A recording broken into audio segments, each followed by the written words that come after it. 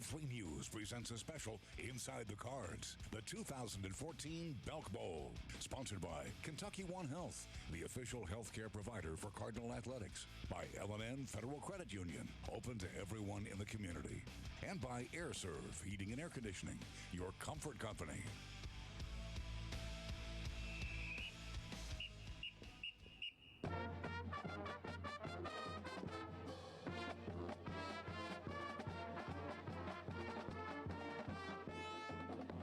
Welcome to Uptown Charlotte and our live Inside the Cards Belk Bowl specialty.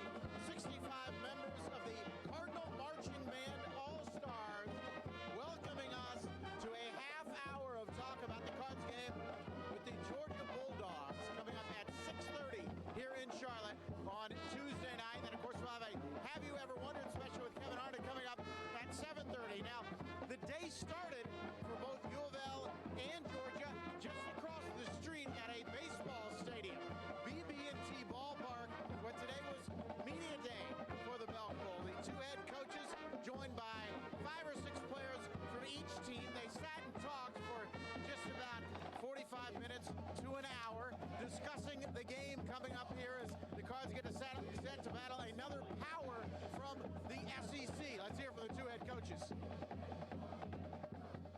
I've been impressed with our players and their ability to concentrate and have a great attitude in our preparation for the game, and also enjoy themselves in all the other activities. So we now get closer to the game. We'll go have a walkthrough today, and then tomorrow will be like a normal game day for us. A lot of work's been put in for this season, and we all want to finish on a high note. We want our seniors to leave with a smile on their face, and you know, I'm sure, you know, both teams want to have a happy locker room when it's over. Now, by the way, we still don't know who the Cards' starting quarterback will be in the game, whether it'll be Kyle Bolin or Reggie Bonifant. Bobby Petrino, I'm sure he knows, but he says we won't find out until the team runs out on the field tomorrow night for the game. We do know, though, that Devontae Parker will be lined up out wide, and that is a good thing for U of L because he's had a pretty good season despite playing only half of their games.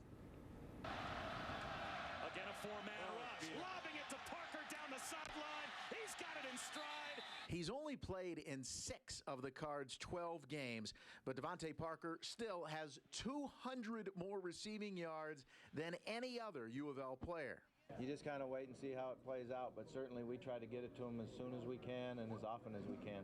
U of L defensive coordinator Todd Grantham was at Georgia at the same time as another talented pass catcher, and he sees similarities. You know, I was actually around A.J. Green at Georgia, and he's very comparable to him in my opinion, both from a personality standpoint. Doesn't say a lot at practice to, you know, his balance and going up and getting the ball, his ability to, even if he's doubled, go make a play on the ball. He's a dominating football player. He's a mismatch for everyone that he's gone up against, and that's how A.J. was. It was very difficult to cover one-on-one, and really you have to hope for a ball that's not placed just right. If the ball's placed right, I don't know if there is any defense against the kid, especially if you're talking about one guy trying to cover him.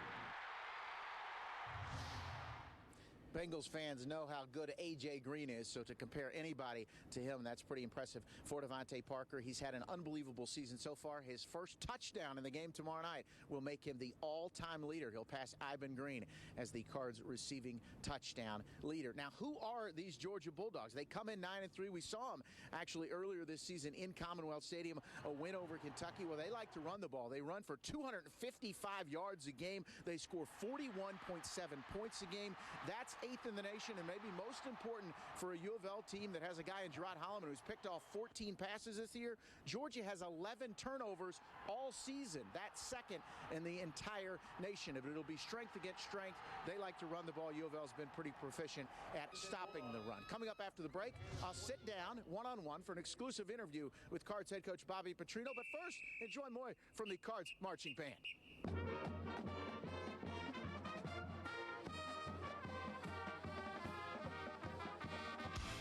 Inside the Cards, the 2014 Belk Bowl.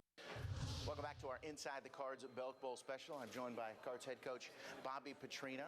And Coach, what is the night before a bowl game? What is that like for a team? You finally get back to a routine. You know, we get back to our normal Friday night meetings and how we go about our business. You know, all during the week, you practice, you meet, you can do that, but there's also events to go to, which have been great for the players. They've had a good time, but now we get back to a little bit of normalcy. Not just great for the players. Come on, tell me, you got to go around the Charlotte Motor Speedway, right? I did, yeah. Cool. I had a great time. It was fun. What was that like? Was it exhilarating to go that fast? How fast did you get up to? They tell me we went 165 miles an hour, That's moving. but when you go in that first turn and you get that close to the wall, it's a little scary. And then I didn't realize there'd be other cars out there, so there were other cars going in and out, and it's amazing how close you get to them. Of all the bowl games you've coached in and been to, is that kind of a standout experience? Oh, no doubt, one of a time. Now, for your team, how have they responded once you got down here? I mean, the guys have been focused on getting to that 10-win mark, and they have experience in bowl games as well and winning bowl games. What has that been like? I mean, they've been great. You know, our attitude's been good, our work ethic's been good. We've been able to put out the distractions once we get into meetings and once we get on the practice field and focus and have high energy practice. So I've been very impressed with our staff and our players. The quarterback situation, you said you're going to play both of them, and you're not going to tell us who the starter is, but they both have looked good. Reggie can run. I mean, the knee's not an issue. Yeah, they both taken just about the same amount of reps at practice, and Reggie's running full speed and throwing the ball well. Kyle's doing a good job, getting more comfortable, you know, with all the reps that he gets. So it'll be fun to see how it all plays out.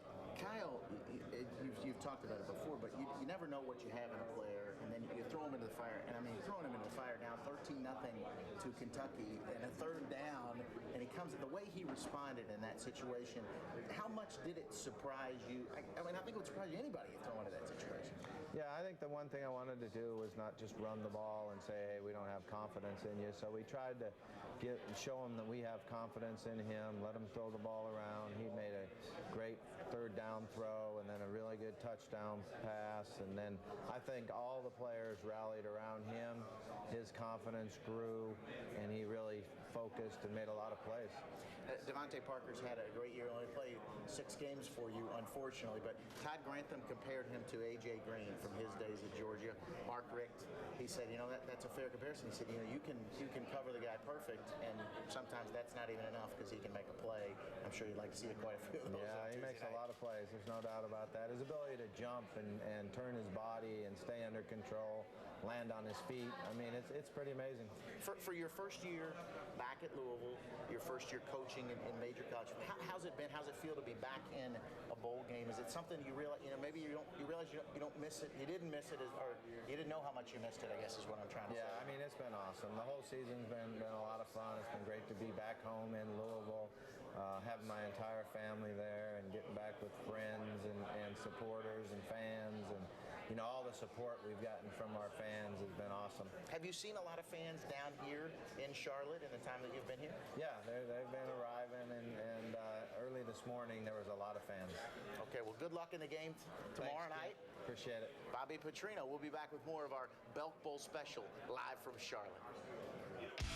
Inside the Cards, the 2014 Belk Bowl. Welcome back to Uptown Charlotte and our live Inside the Cards Belk Bowl special. I'm joined now by Louisville native, Trinity grad, Steve Crump, who works at WBTV, our sister station here in Charlotte. And Steve, for U of L fans who are coming down here, what kind of things are they going to experience in Charlotte? Well, we know how to put on a party here in Charlotte, especially when it relates to Center City, as we call it Center City, and you call it Uptown. It goes by 2 terms. There's a party tonight at the Epicenter, and there's also something happening at the NASCAR Hall of Fame, so we know how to roll out the carpet. And the great thing about University of Louisville fans, those that came to the Belk Bowl 2 years ago, you know, you guys travel very, very well. Final Fours, college bowl games, the team support there is just amazing. And this is ACC country, so you're excited you're going to get to see the Cards play some games close to here. Absolutely, and you talk about what a run simply because you go back to the Miami win, which was a nice welcome to the ACC, Kent. The other side of that is, well, you talk about basketball and all these games that you can now drive to. Back in the days of Conference USA, it was just one game a year, UNC Charlotte. But now you have Duke, you have Wake Forest, you have UNC, you have Clemson. State, Clemson, right, yeah. and even at a whole nother level, when you look at the coaching talent within that league, Mike Krzyzewski of Duke, Roy Williams of Carolina, you bring in Jim Boeheim of Syracuse, and obviously Rick Pitino. I mean, that's going to be just an amazing array of talent in terms of coaching in the ACC. We'll see Roy Williams and Coach K both in the KFC Yum Center coming up in January. Steve mentioned that Miami game. That was the first game of the season, and that's where Kendrick Haskins starts with his season recap. The season recap is sponsored by Kentucky One Health, the official healthcare provider for Cardinal Athletics. In the history of football at U of L, only one coach has come in and won more than 7 games in his inaugural season. That coach was Bobby Petrino back in 2003, so expectations were high coming into his second go-around at the school. Ladies and gentlemen,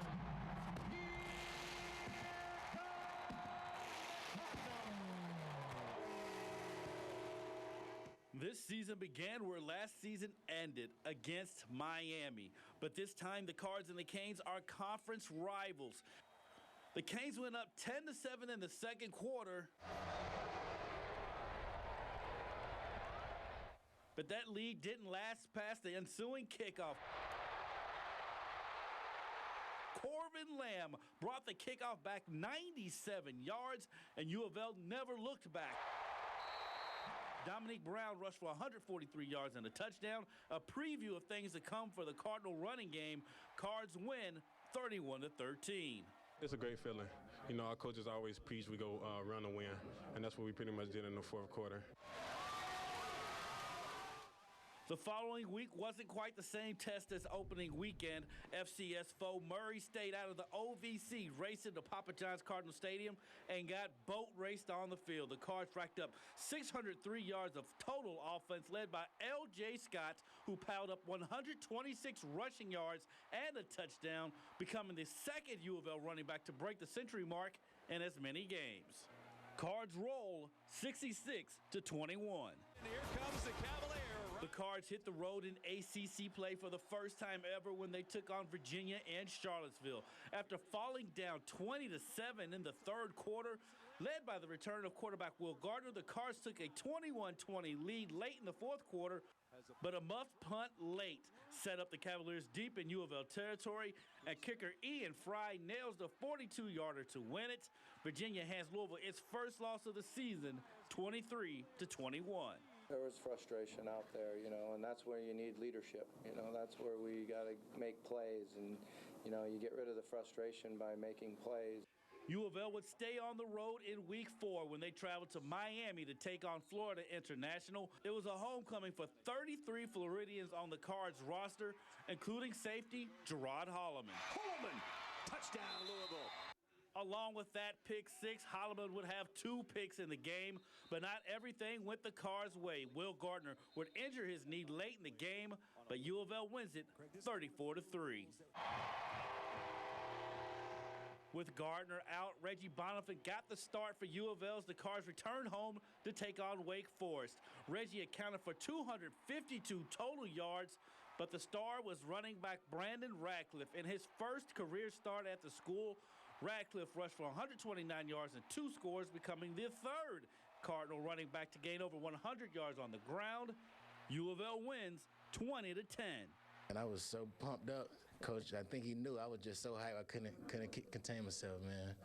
I was happy. U of L was back on the road once again the following week, visiting Syracuse. The Cards were stomped 45-26 the last time they visited the Carrier Dome back in 2012.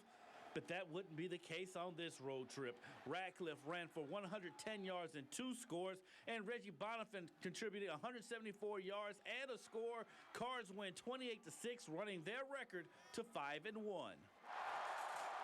In week 7, the Cards visited Death Valley, Clemson, South Carolina, home of one of the most intimidating venues in the country.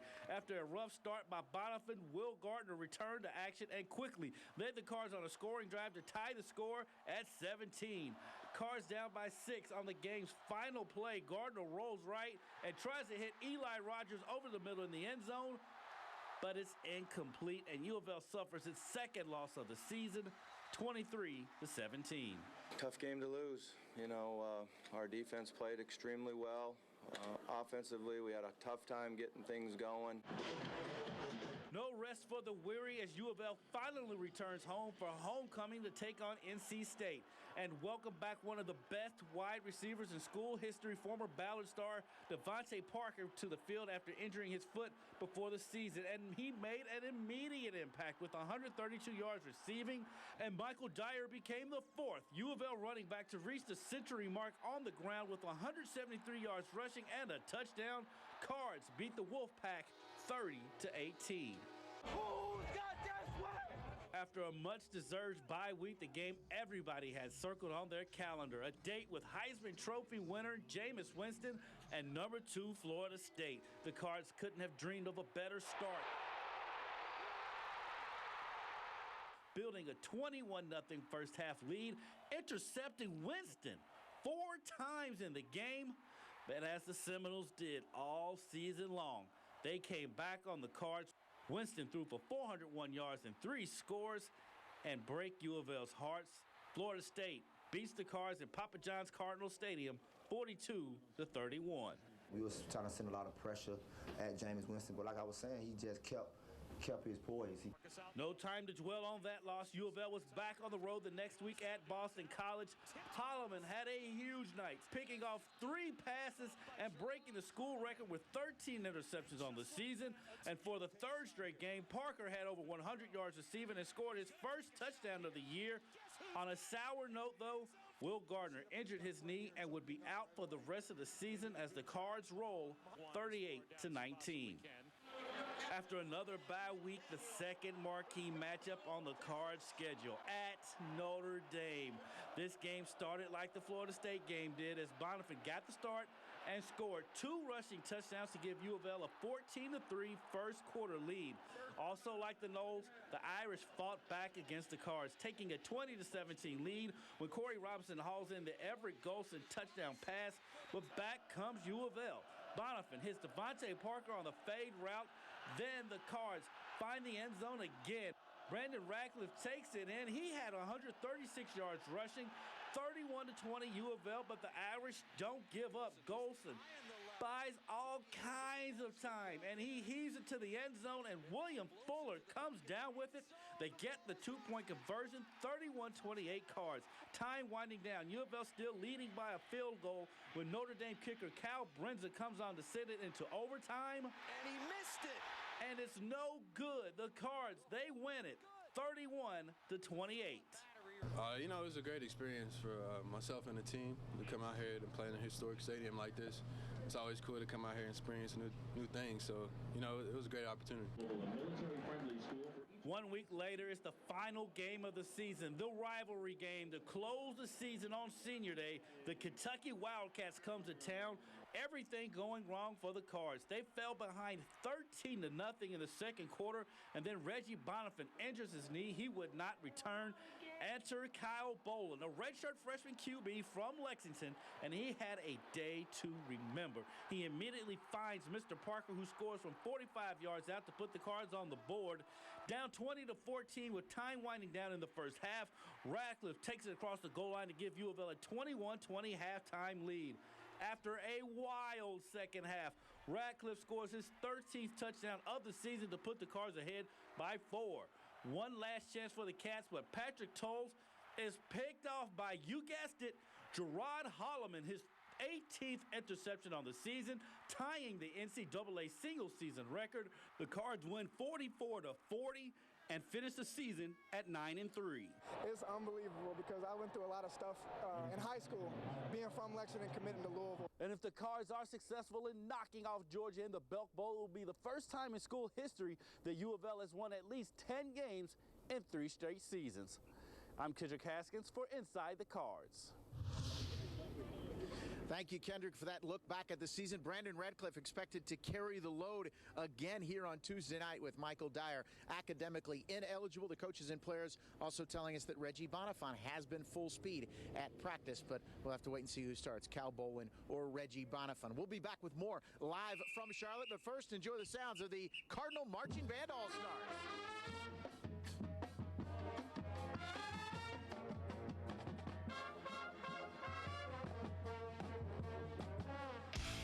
Inside the Cards, the 2014 Belk Bowl. The game matchup is sponsored by Kentucky One Health, the official healthcare provider for Cardinal Athletics.